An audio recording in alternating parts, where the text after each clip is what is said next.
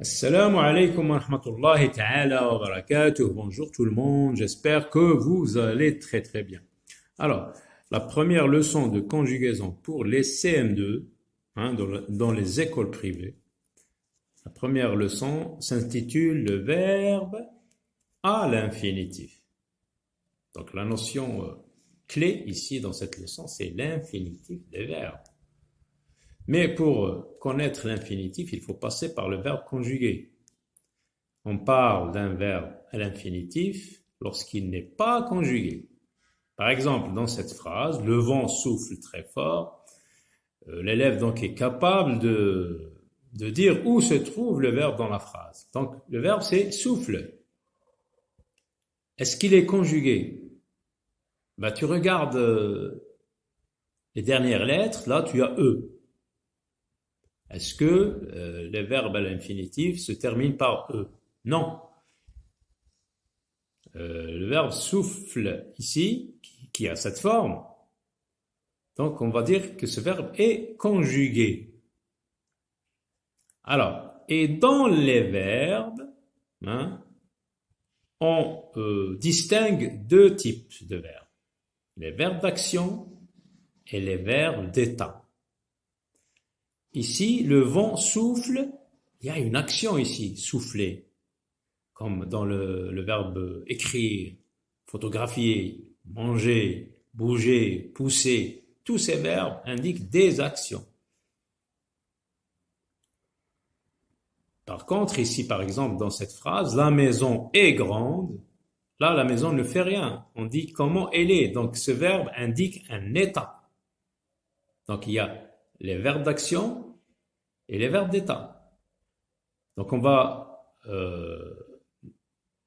citer les verbes d'état parce qu'ils sont peu nombreux. Quand on a étudié l'adjectif attribut, l'adjectif épithète, dans la leçon de l'adjectif attribut, on a parlé des verbes d'état. Les verbes d'état sont, regardez, est, je suis, tu es, il est, c'est le verbe être au présent. Donc, et, ici, est un verbe d'état qui indique un état. Comment est l'état de la maison? Elle est grande. Donc, les verbes d'état sont être, paraître, sembler, devenir, rester, avoir l'air. Et bien sûr, les autres sont des verbes d'action. Donc, le vent souffle très fort. Ici, souffle et le verbe ici est conjugué.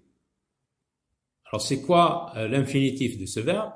Parce que le verbe souffler, par exemple, quand on le conjugue, je sais pas moi, au présent, par exemple, au présent de l'indicatif, le verbe donc prend toutes ses formes. Souffle avec E, souffle avec ES, souffle avec E, soufflons ONS, souffler EZ, souffle ENT.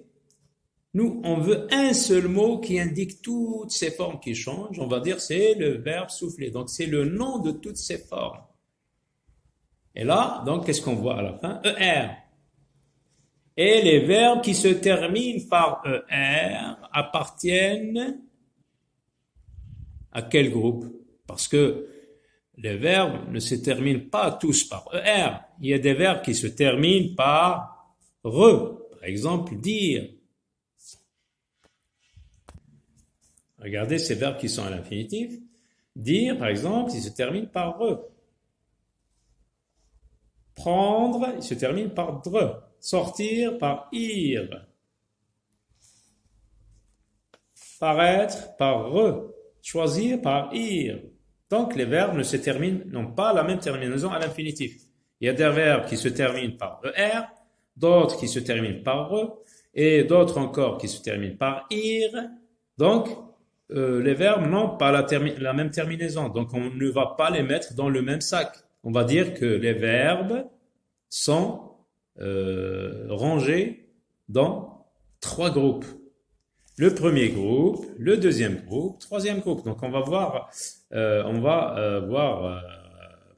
par la suite comment les mettre dans ces colonnes.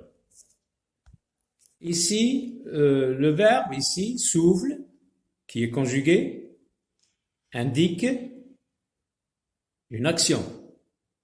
Et qu'est-ce qu'il peut indiquer aussi?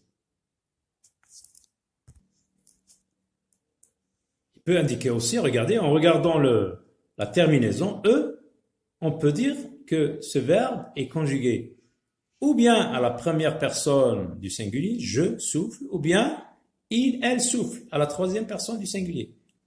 Donc dans ce contexte, regardez, le vent c'est, on peut remplacer le vent par il souffle. Donc il indique la personne, à quelle personne est conjugué le verbe. On dit la première personne, la deuxième personne du singulier, la troisième personne du singulier. Ici c'est la troisième personne du singulier.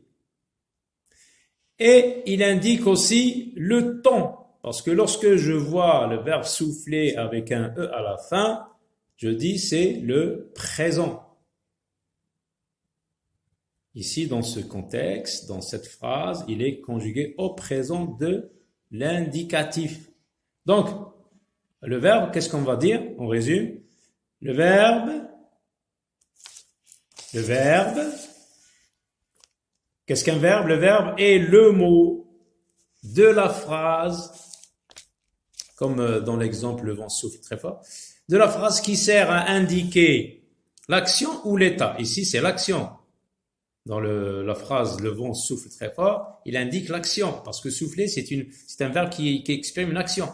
Il a indiqué la personne, on a vu, c'est la troisième personne du singulier, et il indique aussi le temps, parce qu'en regardant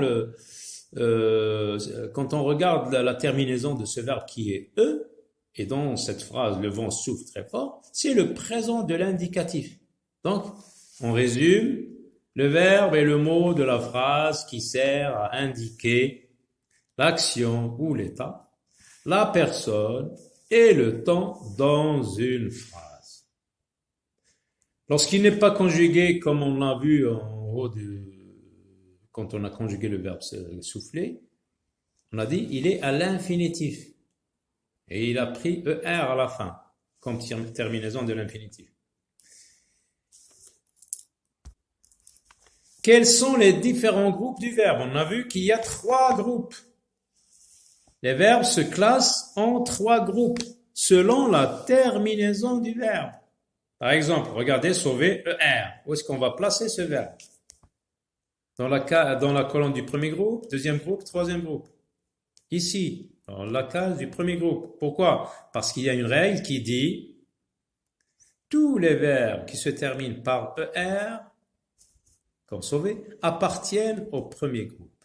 Donc, on va les classer dans la colonne du premier groupe. Sauf aller. Eh bien, pourquoi? Parce que aller, c'est un verbe de troisième groupe. Parce que lorsqu'on le conjugue, il ne garde pas le radical. On dit je vais, par exemple. Il n'y a aucune ressemblance entre vais et aller. Par contre, lorsque je conjugue le verbe sauver, je garde le radical sauve et je mets un E. Marcher, ER. Donc, ce n'est pas aller, c'est premier groupe. Dire, regardez, RE. Les verbes qui se terminent par RE appartiennent au troisième groupe. Finir. Là, il y a un problème. Entre finir, par exemple, et sortir, finir et sortir, on va conjuguer avec nous, par exemple, on dit nous finissons. Quand vous trouvez is, nous finissons. C'est un verbe de deuxième groupe. Finir, donc, est un verbe de deuxième groupe. Par contre, sortir, on dit nous sortons. On n'entend pas is à la fin. Nous sortons.